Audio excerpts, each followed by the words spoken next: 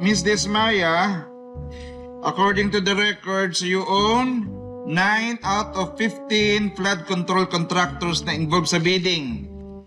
At itong 9 companies na to, you are the COO. How is this possible? Your Honor, hindi po totoo yan. Ang hindi totoo. Ayan na nga, nasa record na sa lahat ng bidding ng mga flood control contractors. Ikaw ang nakapangalan na COO. Explain mo sa amin, paano nangyari yun? Huwag ka magsisinungaling. Your Honor, mali po yung nasa records nyo.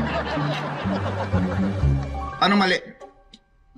Unang-una po, hindi po kami contractors. Construction po ang business namin. You mean construction ng flood control? Hindi po flood control,